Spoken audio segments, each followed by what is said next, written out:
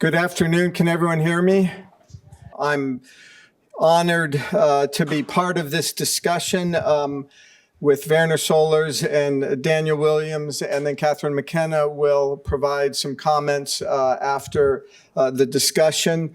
And the event was sparked by, first of all, Werner being in town, and also because Daniel Williams very recently published the Werner Sollors Reader, which is a magnificent work that you should read.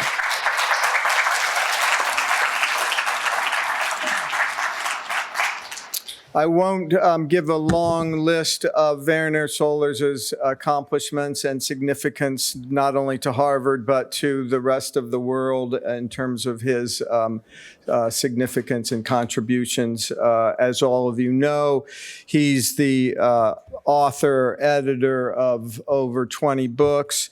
Among them, which continue to be widely read, discussed, and debated, are Beyond Ethnicity, Consent and Descent in American Culture, Neither Black Nor White, and Yet Both, Thematic Explorations of Interracial Literature, and The Temptation of Despair, Tales of the 1940s.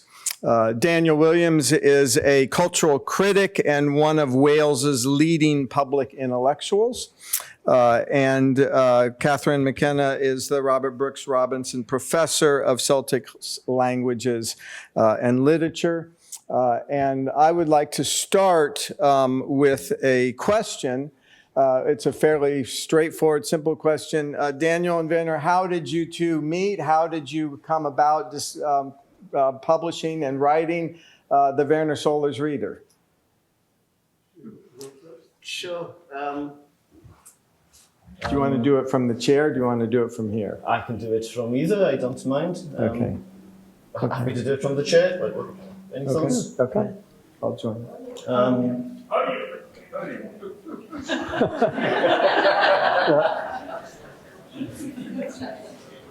I'm happy to take requests. As I've prepared to say something and I'm probably slightly nervous, I might as well use what I've written first, just to make myself feel at home here. Let me just begin by thanking everyone who's made this possible this evening, especially Professors John Stauffer and Catherine McKenna for their contributions tonight.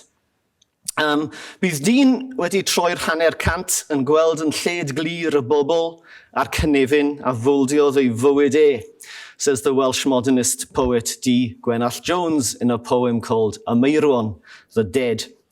Having turned 50, he's telling us, a man sees pretty clearly the people and places that have molded his life. Let me mention before I begin two individuals who had an immense influence on me and who I connect with this place and are no longer with us. The first is the critic Helen Wendler, who needs no introduction here.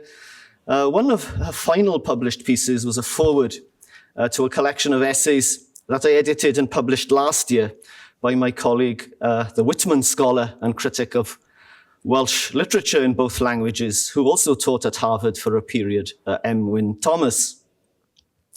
The second is considerably less well known, but appears indirectly in the Werner Sollors Reader in the shape of Llyfr y Dyn Pren, the Book of the Wooden Man.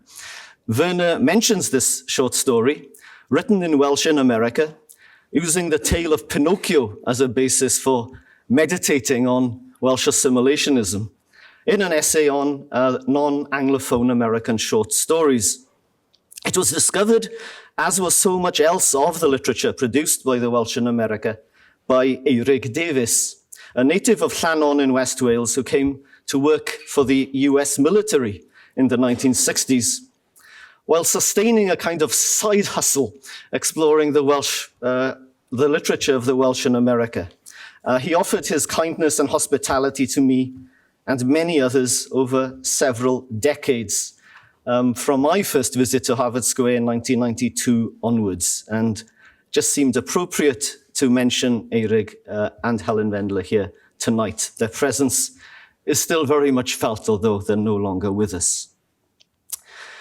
Needless to say, that idea of turning 50 and realizing who's influenced you was the stimulus, picking up on John's question, for collecting the pieces in the Werner Sollors reader and for preparing the book. It was, of course, the centrality of Werner's influence that led me to edit the volume, and his life and work will be the subject of what follows. So I thought I'd try in this brief introduction to explain how this Welsh hillbilly came to edit the Werner Sollors reader. As you see, I'm wearing a suit and tie. I'm told that Americans appreciate that. And as a Welsh Republican, that is Republican in the European sense, I decided not to bring a letter from the King of England, but to start with a quotation by Lenny Bruce instead. I'm sure some of you will be familiar with Bruce's sketch of 1961, in which the controversial comedian divides the world into Jewish and Goyish. I'm Jewish, Count Basie's Jewish, Ray Charles is Jewish, Eddie Cantor's Goyish, Benai Brith is Goyish, Marine Corps, heavy Goyim, dangerous. Kool-Aid is Goyish, black cherry soda is very Jewish. Trailer parks are so Goyish that Jews won't go near them. All Italians are Jewish, Greeks are Goyish, bad sauce. Eugene O'Neill, Jewish, Dylan Thomas, Jewish. The sketch has been read in diverse ways. Some see it as lampooning the racialist worldview that led to Nazi race laws. Others view it a humorous take on the alleged Jewish propensity to see the world as starkly divided into two. Another dimension of Bruce's sketch lies in the fact that here, African Americans, such as Count Basie and Ray Charles, can become honorary Jews. As Norman Mailer had indicated in his controversial essay on the 50s counterculture, hipsters, many of them Jewish like Mailer himself, identified African American culture as the embodiment of cool, representing a primitivist vitality that threatened to get bleached out as people became secularized and assimilated in the New World melting pot. Lenny Bruce subverts this tendency, for in his sketch, it is African Americans alongside Irish Americans, Italians, and a Welshman who can become Jewish. Bruce makes Jewishness that which is soulful and spontaneous, and rather than facing obliteration through assimilation, Jewish culture offers an alternative melting pot that can incorporate others, including Dylan Thomas. In this respect, Bruce is exemplifying a strategy that Werner Sollors detects in other authors and traditions. Think of Alan Locke, for example, arguing that Harlem has the same role to play for the new Negro as Dublin had for the new Ireland and Prague for the new Czechoslovakia. Harlem here is itself the pot with the potential to confer what Locke suggestively describes as culture citizenship on its members. Or Abram Khan describing the Lower East Side of New York as a Jewish seething crucible in Yekel, fed by streams, streamlets, and rills of immigration flowing from the Yiddish-speaking centers of Europe. Both American ethnic and European national minorities have sought to resist assimilation by claiming a distinctive pot or a bowl of their own, thus emphasizing their own internal diversity and ability to integrate others.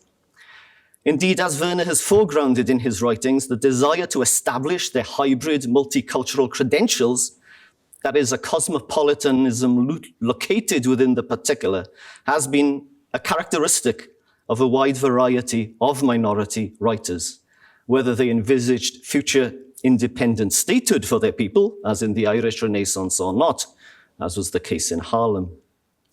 I arrived in Harvard in 1995 with a well-thumbed copy of Henry Louis Gates's Signifying Monkey under my arm, a Frank Knox scholarship in my pocket, and a desire to figure out what being Welsh meant, if it meant anything at all, in an era of globalization that was also curiously becoming more nationalist and identitarian at the same time.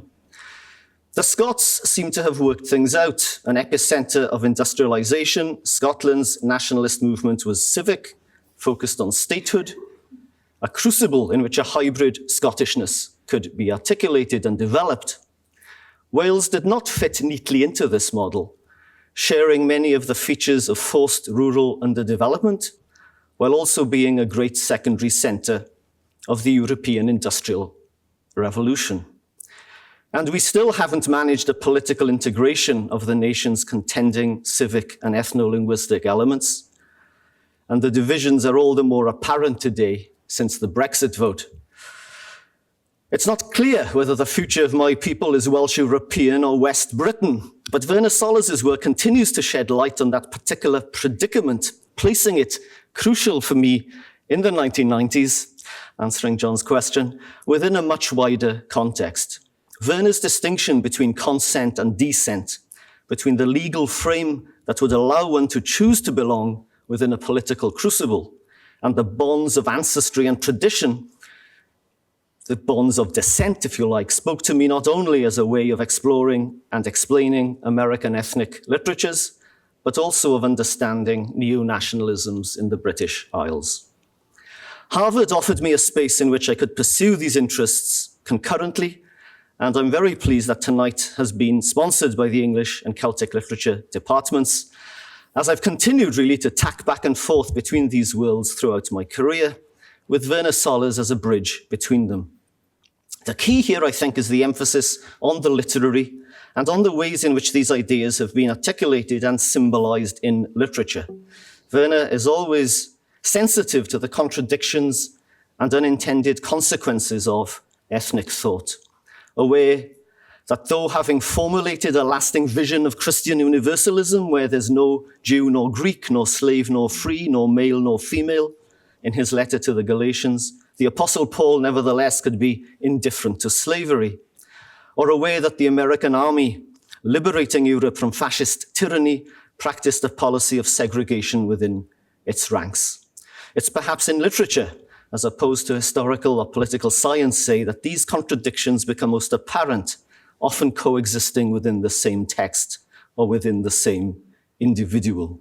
And Werner's readings always seem to me to resist closure, to allow those different perspectives to come through. The Werner Sollors Reader is a big book, ranging from the Bible to Adrian Kennedy, from The Curse of Ham to Teju Cole. So Edinburgh, another Celtic connection here, so Edinburgh University Press's desire for a one-sentence summary of what the book is about was somewhat harder to satisfy even than usual. If there is a central abiding question, I think that it's this. Why does modernization take the form of ethnicization in so many places around the globe? And I suggest in the introduction that this might have something of a German provenance and genealogy. And yes, we might discuss that in the conversation that follows as we trace the development of Werner's thought across the essays that I've had the privilege to have edited and the pleasure of launching tonight here at Harvard. Thank you.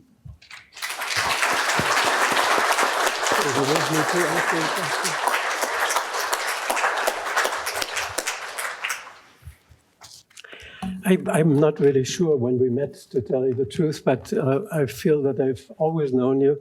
And I certainly remember very vividly a conference to which Daniel invited me about Afro-Celtic connections, and which was a new topic for me and became really, really interesting.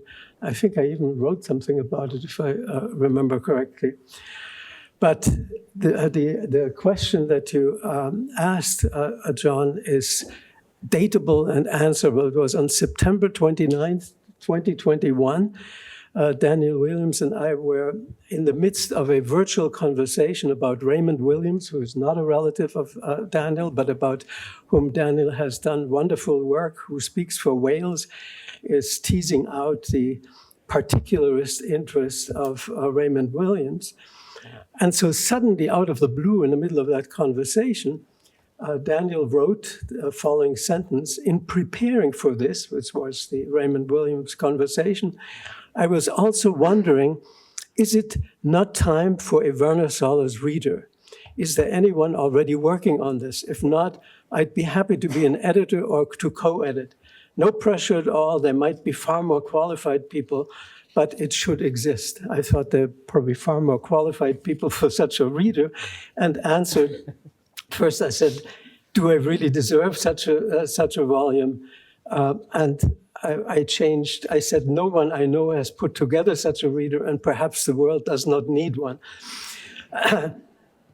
And it was embarrassing, so I changed topic and went into a long digression in that email about the Russian translation of the New Literary History of America, which had just that month come out in Moscow, an unfortunate month because it was 3 months before the invasion of Ukraine was coming up. But we had a wonderful meeting with the Russian students virtually, and it was supposed to be followed by a tour about the literary history. It was published by the same publishing house to show you how wrongly chosen it was that published Gorbachev's work in Russia. So this was my response. And Daniel went ahead and put together a set of my essays and book chapters. He wrote an essay that became his introduction. And he approached various publishers with a formal proposal. And another email came on April 4th, 2023. I've had an enthusiastic response from Edinburgh UP asking for more material, which I'll submit this week. They have quite an innovative American lit line. I've worked with them in the past, and from then the project was on track. I've told Elaine Scarry early on, I can highly recommend Edinburgh University Press. It was professional from the moment of acquisition through the stages of production, copy editing, everything. You always had a deadline with it, and it was kept. It was kept by the publisher in amazing ways. It's also a publisher that, at least on the literary side that I worked with, had exclusively women working on it. So I found that rather a remarkable thing. Emily Sharp was the commissioning editor. So everything went well. And so a little more than a month ago, the bound book arrived. And so now that this thing exists, thanks to Daniel's efforts, I wondered whether there is anything at all that defines me, an overarching set of questions that arise out of my past, my life, inflect my scholarship, my writing, my way of perceiving the world, something that can be summarized quickly. And so I've come up with a couple of things and hope to be able to sketch a quick answer, maybe closer to the end of our conversation, by which time it may no longer be necessary because the conversation may already have yielded something like that. But I also have to thank, of course, everybody who has been involved with setting this up. John Stauffer, most especially Anna MacDonald, Sol Kim Bentley, Lee Marmer, all at the Harvard English Department, Steve Beale and Mary McKinnon at the Mahindra Humanities Center, and Catherine McKenna at the Department of Celtic Languages and Literature, and of course, Daniel Williams from Swansea. I want to start with a question to you, Werner, that I've been meaning to ask you for a while, and if anyone knows it, you do, and Daniel, you can chime in. And it's a presentist question, and the question is, how does President Trump figure into your writings on ethnicity?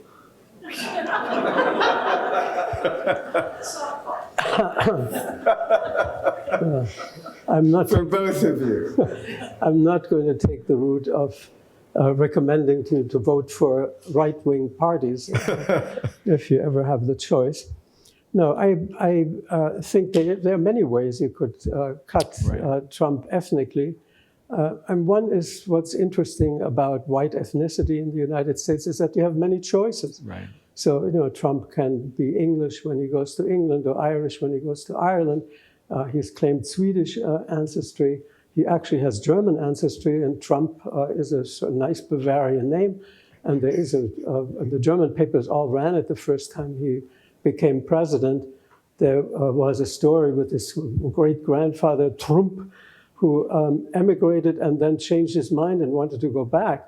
And the town said, no way, they didn't want him back. So there is a traumatic element of migration history in the way back that may get rechanneled into a more cosmopolitan, multi-national origin that gives you all kinds of options that you have to define yourself ethnically in, Yes. as far as your ancestry is concerned. This would not be a consent definition, only a descent definition. That's a great Well, answer. that's a great answer. I mean, in addition to those examples you give, Werner, his mother was actually a Scots Gaelic speaker, which picks up perhaps something I've said there, not in a good way. It's an unfortunate fact. Where it links to some of the ideas in the book, I suppose, is that what Celtic minorities were able to do, and the Scots and the Welsh more than the Irish in a sense because of Catholicism in the case of the Irish, was to become white, in Oleg Ignatiev's famous phrase, how the Irish became white. That opportunity that minorities had to climb up the social ladder in America and actually to embrace racism as a means of doing that. And Trump seems to be a late manifestation, actually, of quite a long history in that respect. So another question that I have for both of you is if you could elaborate on the distinction between cosmopolitanism and particularism. To what degree are those two concepts, as it plays out in culture, in tension, and to what degree are they benefiting each other? You You go first? you Yeah, go sure. first this Well, time, yeah. as I picked the subtitle for the book, it was meant Yes, to be a kind yes, of intervention, yes. and my introduction is that. The reception of Werner's work often sees him as being among the post-ethnicists. So Eric Lott describes Werner with Walter Ben Michaels and some others as though rejecting identity politics completely.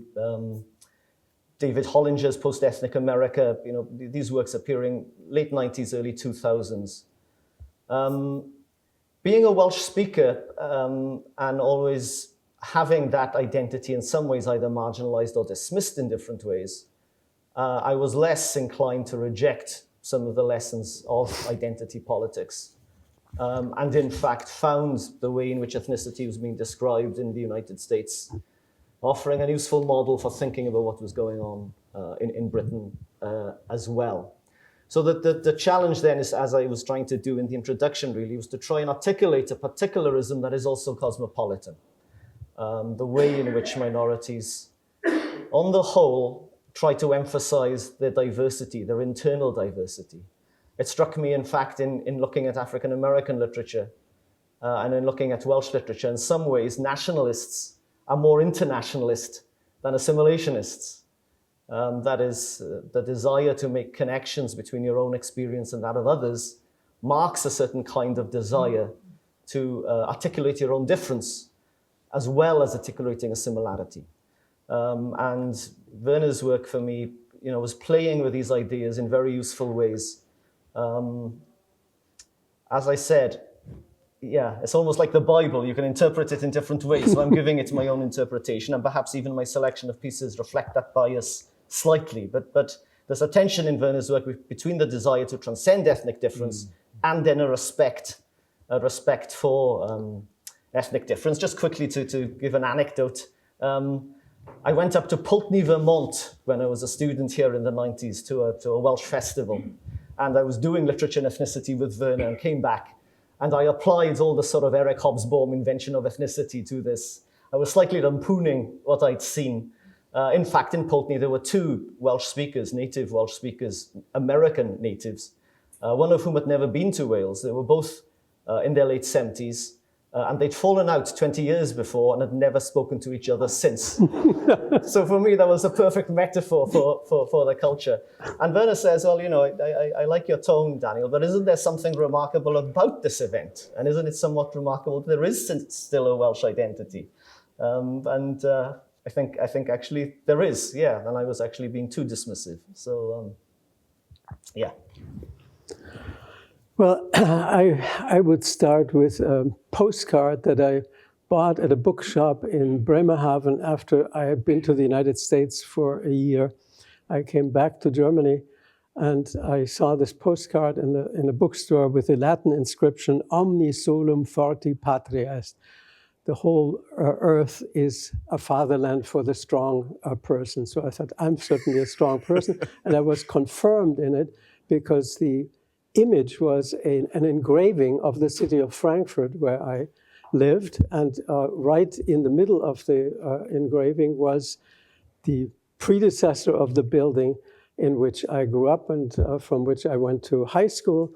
And as further illustration, the Ovid quote went on that just like the fish are at home in the water, so the Main River was full of fish who were also cosmopolitan. He said, I'm predestined to be a cosmopolitan because I came from Frankfurt. And I commiserated with people who came. Frankfurt jokes are always about Offenbach. So, the poor people who were from Offenbach who had no inkling of cosmopolitanism. Then I started thinking, is it really fair? Is it really cosmopolitan to be cosmopolitan because you come from a particular place? Isn't that a paradox right in itself? And at that moment, I read Lessing, and Lessing has this wonderful dialogue of Ernst and Falk about Freemasonry. One of them wants to join, the other one to join the Freemasons because then all men are brothers and you become one of them. So the other one says, well, but what for the people who don't join? There will also be a distinction between those who join the Freemasons and who are not Freemasons. So you're going back to square one with all your wish to unite all humans as a brotherhood. And I think that, for me, summarizes the idea of thinking of cosmopolitanism almost inevitably from a particularist point of view, because we all have particularist origins. And when we imagine our mind was perfect, Frankfurt was typecast as the future capital of cosmopolitanism. But on second thought, you also begin to wonder a little bit about that particularist superinscription on that wish for more universalism, for a more cosmopolitan understanding and so forth. So I think we're not going to get away from particularisms, and we're also not getting away from a wish for more cosmopolitanism, however unrealizable it may ultimately be as an ideal. So that's where I would go.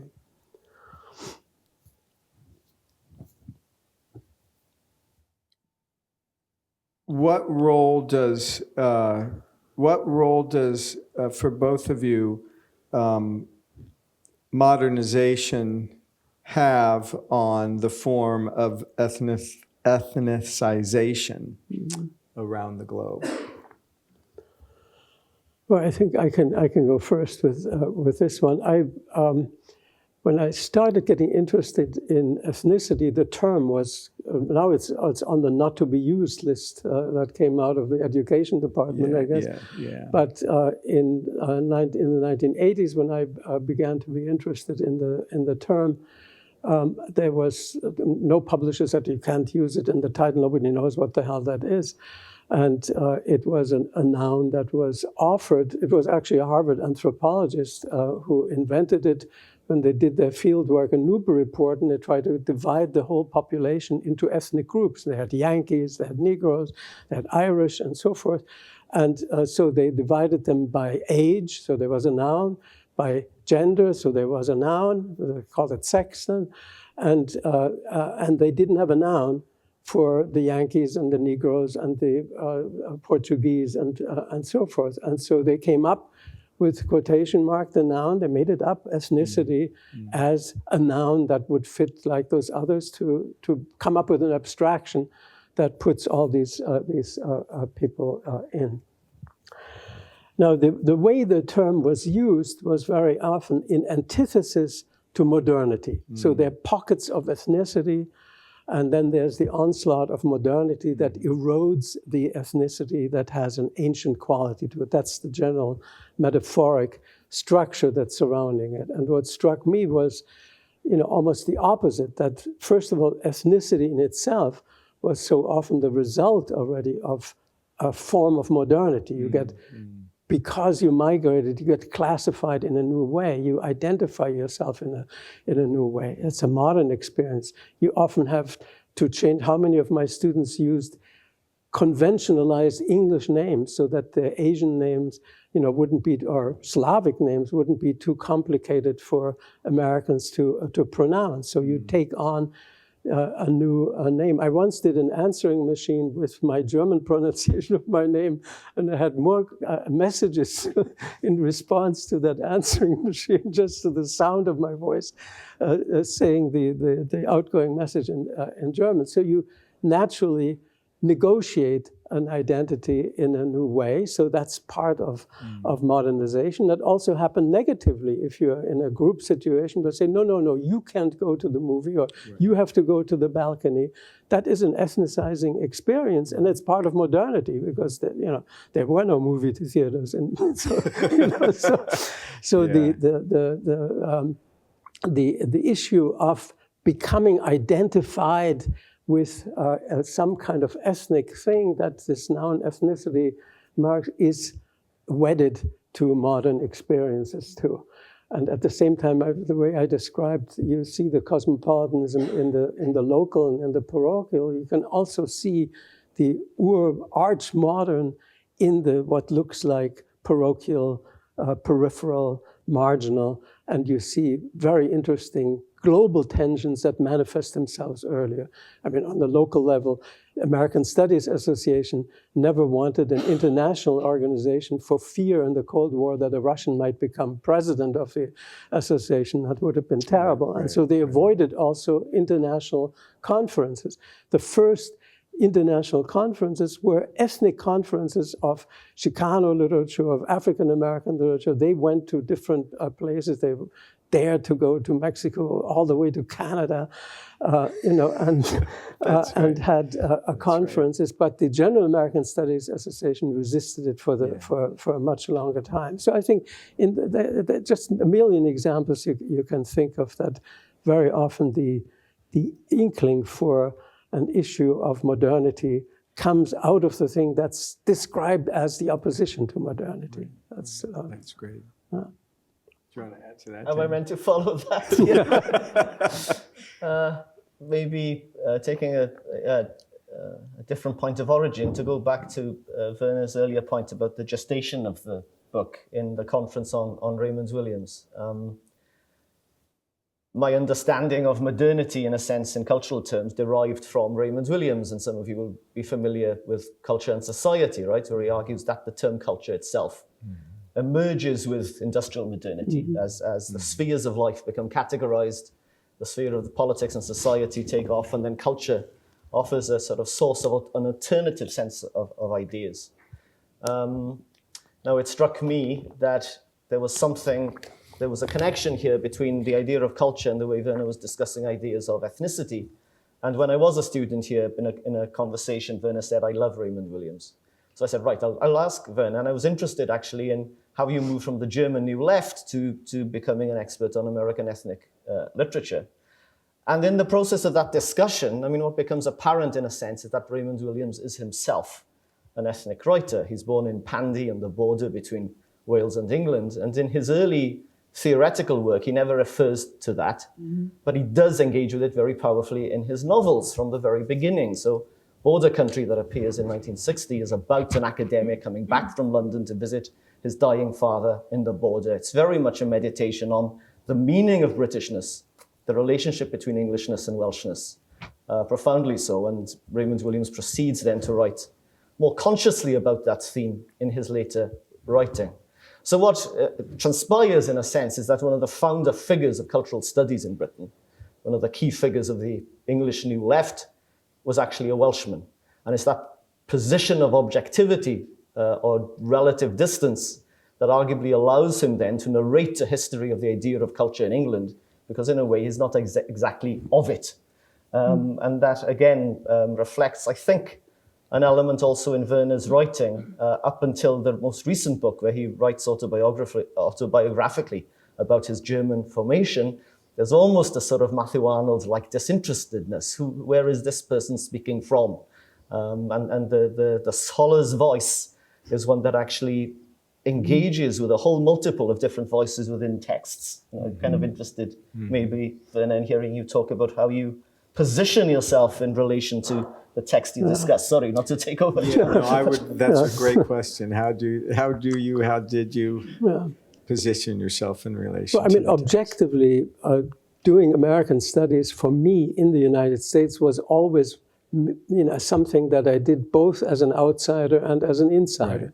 Right. Here was chair of the American Civilization program, and my German passport in the pocket, and also thinking when my first publications were all in German about America, and then I write in English, and I still keep thinking, of course, of my friends and colleagues, and so you kind of come up with a mishmash of an audience, and maybe that's also a fantasy of cosmopolitanism, that you just write for, some Hegelian structure out there rather than for specific. And I found tacky, I must say, the 60s turn in America to write autobiographically. At that time I was so backward. I still, went to a Shakespeare reading at the Circle and the Square instead of listening to Allen Ginsberg, who came to a reading at Columbia or something like that. This you find in a book about, the 60s or something, and it's like, oh, wait a minute,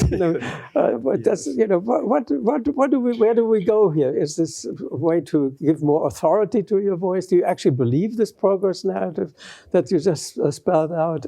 Is Allen Ginsberg an advance over Shakespeare? It seemed, and you get away with it because it's disguised as autobiography and seems even a revelation. And very often they're not particularly interesting revelations. That's right. So, just of this sort, but they aggrandize this individual speaker. There was a German satirical magazine that had a parody of that already in the 60s, where they said, there were, two animals speaking, and I said, I speak as a hazelmouse, whatever. And so, that became the common phrase when you heard somebody in a panel discussion who said, I speak as a Swabian. You say, oh God, right? And no accent, just something that's thrown in order to gain something that I'm never quite sure of. That changed when I got older and certainly way past 50, and thought about, how did America first arrive on my horizon? And so I thought of writing a book about the American occupation of Germany. I grew up in the American zone. I met a lot of GIs when I was a kid, friendly GIs. I always had a warm heart for soldiers who had, not only the familiar Hershey bars and chewing gum, but who actually had slices of white bread from the canteen. And so I thought, how did this all come about? And then more and more I found actually how deeply intertwined, not only with America, but also with American segregation, because the black soldiers, who were the ones that were most out, were the ones who were in the transportation corps and in the quartermaster corps. So they had access to food and they had mobility. And so you saw them and they had actually a way to be kind to you, because, what were they going to do with the white bread and the Hershey bars that they had accumulated? So it was a kind of friendliness. And then also on the sad thing, one of the things I found out, that I had, as a student at the Free University, access to the what were then the Andrews Barracks. It's now the German historical archive, and which was an SS compound before, had a huge Olympic-sized swimming pool with all the SS markings on it. And so one day a week, students from the Free University could go swimming there. And what I found out was that was a swimming pool that was segregated, so that whenever black soldiers swam in it, they had a day like we had a day as students. The pool was emptied and drained and hosed down, and then fresh water came in for the GIs. I don't know where the balloon students came in that arrangement, but it was an awful experience. And to have this literally in the site of an SS barrack with that, so this became fascinating to me. And maybe one last episode, since I'm now just blabbing on. Was in the town where I grew up, near Frankfurt. I had my childhood there. There was an election, a first election called by the Americans. They organized everything really well, very quickly. so that electricity and so forth were working. Everything really, like you would see in minutes. They occupied, and like 2 weeks later, the school's over. I mean, it was just fantastic. And so the first elections were set up. And so they got all the former mayor, and so together said, now we're going to have democratic elections. So, of course, the Nazi party is out. That was the old American thing, but now no longer fashionable. But all other parties should be represented. So the mayor said, well, we have 3 or 4 communists in town. Do you want us to run the communists? He said, absolutely. Everybody must be represented. I said, well, the only one who could run stammers, so he's not a very good candidate to present the cause of communism. So the American officer said, no problem. I get somebody from the Russian zone. And so somebody from the Russian zone came and represented the communist cause.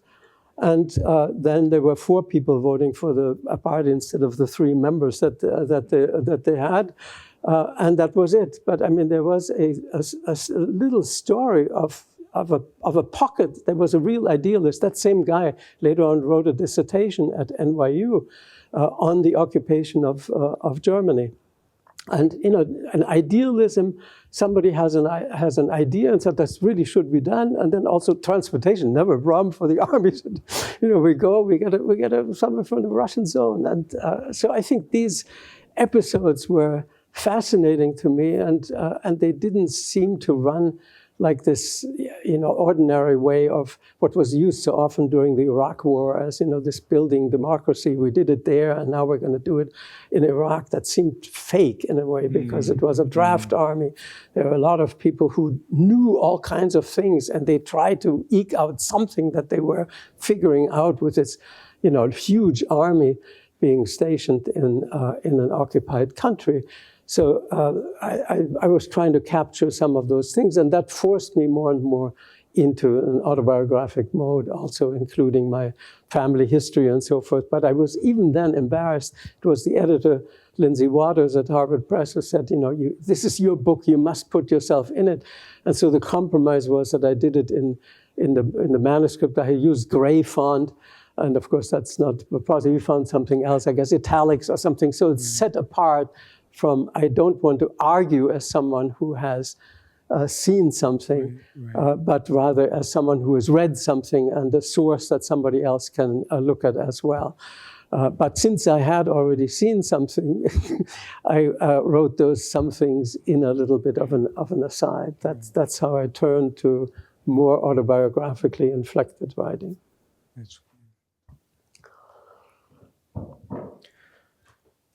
Werner, what are you working on now?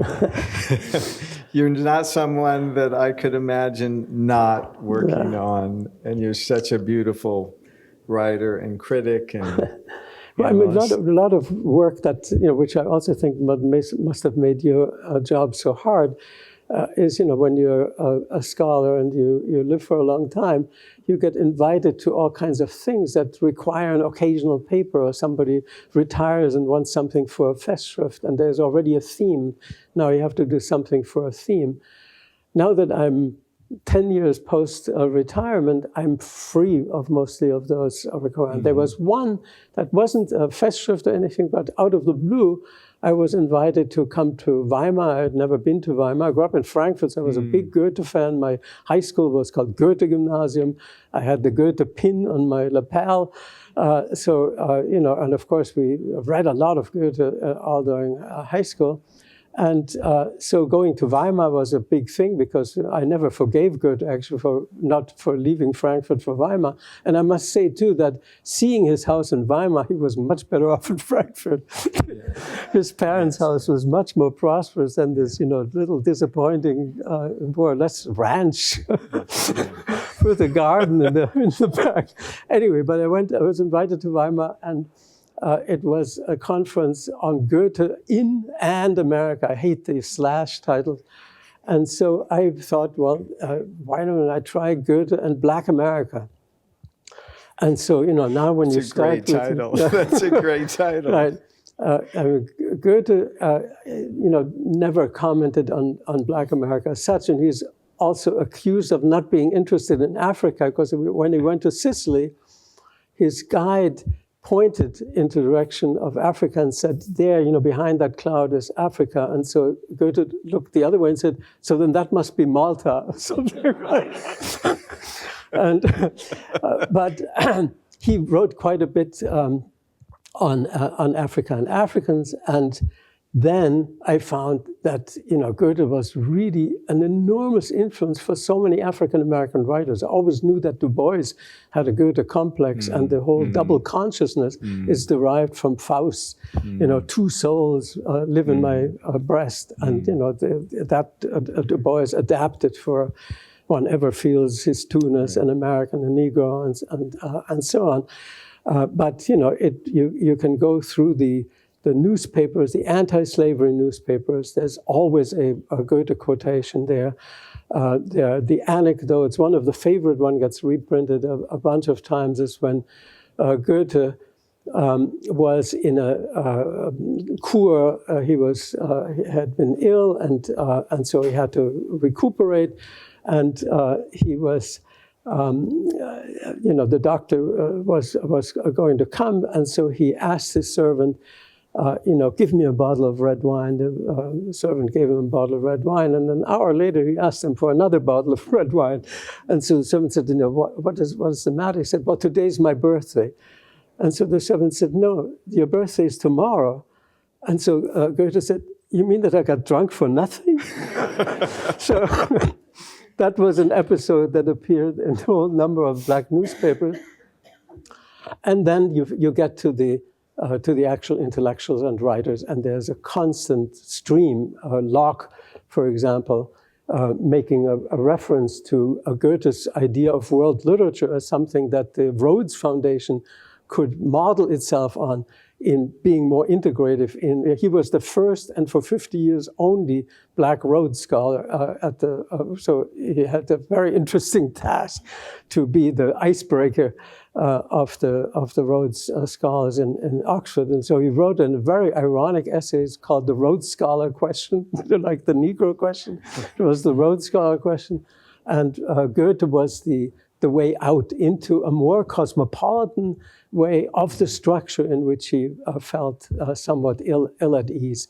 And especially the white American Rhodes Scholars were upset that there would be a Negro among the scholars. They tried to exert pressure that no Oxford College would accept him, but he managed to get into an Oxford College. And I think he was boatswain, was his athletic capacity, because you had to also be an athlete to be a Rhodes Scholar. But Goethe was his mainstay. Then, going all the way, Rita Dove, and so that I had a lot of fun with. And it's about to come out. Those things are always, the conference was 3.5 years ago. But I worked quite a bit on that topic as something that just came, fell into my lap, and I did it. Right now I'm walking around Venice quite a bit. That started during COVID, after being in quarantine in the Emirates. We landed in Venice at a time that the Venetian quarantine was just ending, but there was still the restriction on travel. So nobody could come to Venice, but so you had the whole city for yourself. You could, walk around, look at everything instead of stumbling over 400 other people who were looking at the same thing. And so I started writing a little bit about Venice. And there's a small publishing house in Venice that's doing the first volume has just come out. That volume is a misnomer. They're more like notebooks, so small booklets on various things that struck me in looking at Venice. And the deepest part of that is I fell in love with Paolo Sarpi, who was a monk who is famous for resisting the Vatican trying to, pull Venice into line during a conflict that they had about it. There was one of those typical abbots who had, I don't know, he had tried to kill his father, he slept with his sister, he had killed his brother, he killed a witness to that, and so the Venetians arrested him, and the Pope said, no, this is an ecclesiastical matter, he can only be adjudicated by the Vatican. And so Sarpi was the one who built up the resistance to that. But he is really interesting to me because he has a whole bunch of thoughts, pensieri, that were his private thoughts that were not published until in sections in the 19th century and then in the 20th century in fuller version. And for a monk in 17th century Venice, who is known as a Catholic who resisted the Pope, is really striking to read. He's basically like somebody who does the science of religion. He says, well, how come we're thinking of something like a God? Well, we are imperfect, and so naturally we want to invent somebody who is perfect. And that starts out, we say, well, there's the sun and river gods and so forth. And then comes monotheism, and it gets very complicated. We say, this entity is omnipotent, but then, it also makes mistakes and regrets having done things, and is absolutely impeccable in his judgment, but yet you make sacrifices and prayers to affect his judgment. So we're actually creating a very complicated being there on the other side. And this, I thought it's never been translated into English, this collection of pensieri. And that was just a wonderful thing to read. I also found his tomb, and it has a huge statue, it's bigger than the Stalin statue was in Prague in the old days. Wow. And he was a short man, so. Wow. So that's one of the little booklets too. That's going to come out. Maybe I can pick up on just some of the threads there, Werner. Listening to you talking of Goethe and that work just reminds me of Cory Garibaldi's work. I was at a conference in Berlin on Paul Robeson, and Cory gave a paper on Paul Robeson and Pushkin. I am in some ways that Sorbian critic you encountered, because I was there to talk about Paul Robeson in Wales, of course. I was invited to do so, not that I did it. But yeah, that's speaking from a position. The process of editing allows one to cease doing that, and that's one of the enjoyments of doing it. Putting a shape onto someone else's work, especially someone with the sheer range and capacity of Werner. Is a kind of enjoyment. It allows you to not have to be yourself, almost. A reader has to come to an end, and the work continues. So Werner had sent me some of the initial Venetian pieces, and I was playing with the idea, well, does this become a postscript? I decided to end with the German essays, because they're so powerful. And they explain a lot about where the earlier work comes from. Right. But so that was a difficult decision, because I almost wanted to give the sense of the work continuing. Right. But those final three essays on post-Second World War Germany seemed to me as a particularly powerful way to end the collection. Yeah, that's great. Questions? Sure, comments? Just Yes. another quick point on the editing, if I may, just because a lot of it, readers often have an introduction to the sections. The sections themselves are interesting, on multilingualism, on interracialism. I decided not to do that because Werner has remarkable overviews himself. Yes. So those of you who go on to read the reader, and I hope you will see that the sections begin with overviews and then close readings of particular texts. Yes. And it's a reflection of Werner's own generosity, really, that he's willing to write overviews. A lot of scholars will refuse to do that. I don't want to bother myself with that. But Werner's always been remarkably generous in the willingness to just turn up at conferences and speak, A, B, contribute, as you did to my Celtic conference, Werner, a sort of overview of what you'd experienced there. But likewise, the overview of Jewish American literature in the reader, I think, is really a remarkable piece. And I took out the Henry Roth and Mary Antin sections from it so that they then would be longer individual sections. So there were choices of that kind to make. But yeah, I just thought That's I'd great. share that. That's great. There's a question. In the age of racial profiling and the demonization of DEI, to what extent does consent versus dissent or assumption versus imposition still stand? Do you see racial profiling as just another version of the modernist sort of invention of ethnicity, or is it an entirely new phase? That's a good question. Well, I mean, the modernization always used the most recent technology. You know, the mine workers in South Africa were the first who had these laminated ID cards, you know, at a time that we still had just a piece of paper that says he should go into Widener Library or something like this.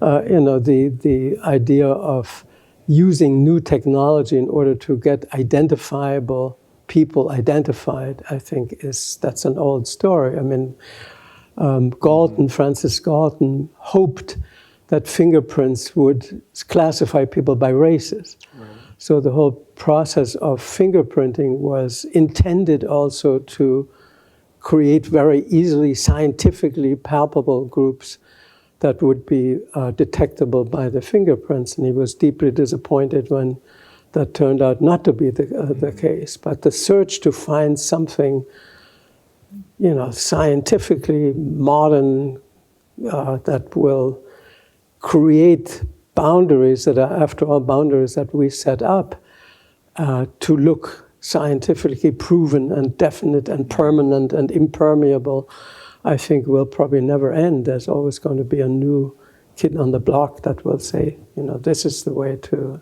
do it. And yet there are always some ways to smuggle somebody else's fingerprint on your ID card. You know, I mean, there will always be a way to make these things porous again. But I think it's probably a little scarier right now with artificial intelligence. I'm thinking of Twain's burlesque of fingerprint. Right. Well, Twain, I love Pudd'nhead Wilson for all kinds of reasons. Yes. But one of them is that the fingerprints are the proof of the murderer, but I mean, it's actually also the proof of blackness and whiteness in the way the novel is structured. He must have known the Galton search for the races through fingerprints. There are a few texts that seem to reverberate through the reader, and Pudd'nhead Wilson, I think, is one of them. Yes, sure. yes. Yeah, that also, Pudd'nhead Wilson speaks to me, because one of the things I was thinking about that I said at the beginning I might want to speak about later on is that I think something that motivates me is the search for the writing underneath the writing. So the palimpsest idea, I remember learning that word when I was a student in Berlin, and, you know, holding up a parchment and seeing another writing behind, and getting the explanation from the professor. They say there was only a shortage of parchment in monasteries, you know, that led to this. I found it incredibly interesting to see the text that shines through. And Pudd'nhead Wilson is a perfect example, because the old text, as Mark Twain said, there were two different novels and they merged into one, but the merger is very incomplete, and so the old thing shines through. So now we have no longer conjoined twins as they were originally, but just two Italian counts who show up. And the headline of the chapter is, "We were their only son." So it makes no sense with two characters to say that, but it's a verbal echo, or, you know, that's a leftover, a piece of writing that shines through. And I think that is really fascinating about that novel, which is, you know, a Meshuggah novel in many ways. Yes. Catherine, would you like to? Yes. So first I want to thank Daniel for inviting the Celtic department to be part of this celebration of Werner's work. And I want to thank John and Steve and Susie for giving us a seat at this very rich banquet. I guess I'm going to speak from a position in a way. It only makes sense that I would be speaking from a position of just across the courtyard in the Celtic department, which was Daniel's other home when he's been here, and maybe reflect on some of the, go back to something he said in his introduction about coming to Harvard, wondering what being Welsh meant in the modern world, if it meant anything, and to think about that, and thus sort of bring this wonderful book back to its origins in Daniel and Werner's relationship. So, I mean, it's been said before that in this country, at least, the right of the Welsh to claim space in the discourse on minoritization or ethnicity has been questioned because of their whiteness, right? Although the simple equation of Welsh and white is complicated of late, for instance, with the high degree of visibility of Sage Todds. Sage Todds is an English-born resident of North Wales who is a rapper. He raps bilingual Welsh and English. His family is of Nigerian origin, and he and his family have been the victims of nasty racist attacks in North Wales, and yet Sage Todds insists on identifying with and laying claim to his Welshness. But that aside, it's a very interesting development, but it is true that whiteness has been one of the characteristics that has allowed the Welsh to assimilate, and in this country, assimilate they did for the most part. I think it was about 15 years ago that the British consulate in Boston undertook a project to sort of research the sense of Welshness that persisted. And yes, there were, the odd thing still in Pulteney, but by and large, it was hard to find. But to my mind, the history of the Welsh in Britain is remarkable for the starkness of the combination of Welsh particularism with participation on the larger stage of Britain and of the whole world from the earliest post-conquest moment. And in case you don't know, we date that conquest to 1282. So from that moment, Welshmen have served in the English administration while at the same time tending very carefully to the preservation of pre-conquest Welsh literature and culture. Rhydderch ap Ieuan Llwyd served the crown as deputy justiciar for Ceredigion in the mid-14th century, but he was also the patron who oversaw production of one of our most important anthologies of early Welsh literature, appropriately known as the White Book of Rhydderch. In the 16th century, Welshman Ellis Griffith was a soldier in the English army and later a member of the household staff of Sir Robert Wingfield. And in that connection, in Wingfield's household, he spent his adult life mostly in London, Kent, Essex, and Calais.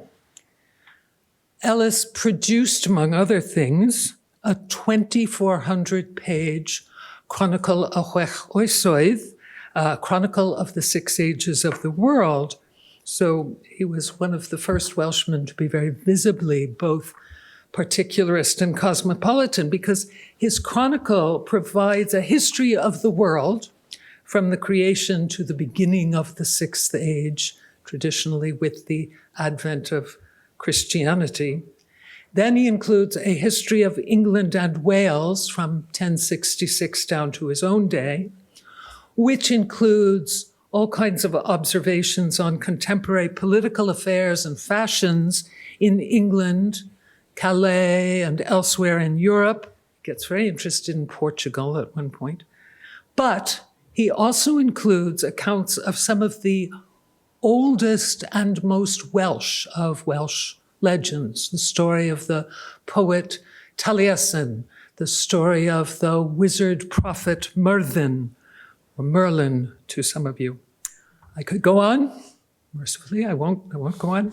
But the point being, there's a long history of Welsh particularism within a larger identity, whether that be a British identity that resists the identification of Britishness with Englishness, or a more broadly cosmopolitan identity. And I was thinking, actors obviously are a special case, but I wonder whether it's entirely coincidental that there have been in our own lifetimes so many great Welsh actors. Right now, I'm thinking of Matthew Rhys. So Matthew plays the quintessential chameleon in the FX TV series The Americans, where he played a Russian KGB agent living as an American. Okay. Now, I heard him do an interview with Terry Gross on her NPR Fresh Air show, and I vividly recall the always respectful and sophisticated Ms. Gross giggling as she said to him, "But you sound so Welsh." To which Matthew replied simply, "I am Welsh." Whiteness has certainly enabled relatively easy movement between a cosmopolitan and an ethnic identity. But as Daniel notes in his introduction, Werner has pointed out how focusing on racial difference has a way of obscuring the significance of linguistic difference and can wind up privileging the Anglophone. In the Celtic department here, the only such department in the United States, and there's only one other in North America, our mantra is that Celtic is a linguistic category. All the Celtic languages are minoritized, and all of them have suffered persecution. Welsh, Breton, Scottish Gaelic, Irish. While systemic legalized persecution has for the most part ended, I won't get into the subject of Breton at the moment, but the course of that persecution undermined the health of the languages so that all of them struggle to survive, although Welsh is in better shape than the others. Once a language is minoritized and its speakers become bilingual, it's easy for the dominant encompassing culture to scorn their linguistic particularism and to urge full assimilation. A scholar of my acquaintance, quite distinguished scholar, said to me about librarians in the National Library of Wales speaking Welsh in her presence, not to her, but in her presence. They are perfectly capable of speaking English, and it is rude for them to speak Welsh in my presence. Someone who was never shocked that librarians at the BNF should speak French in her presence, right?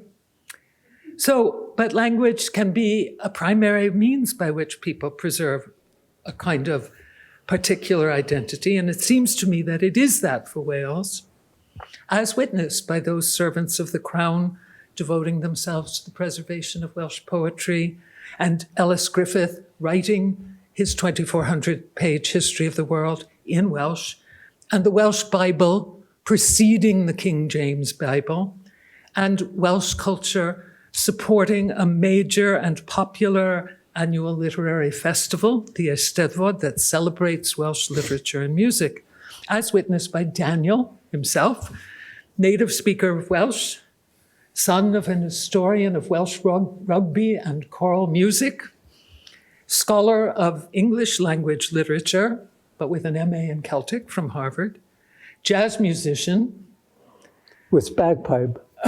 devoted student of Werner, ever since he arrived at Harvard with a desire to figure out what being Welsh meant, if it meant anything. Werner's work, I know, has been essential to Daniel's exploration of cosmopolitan Welshness.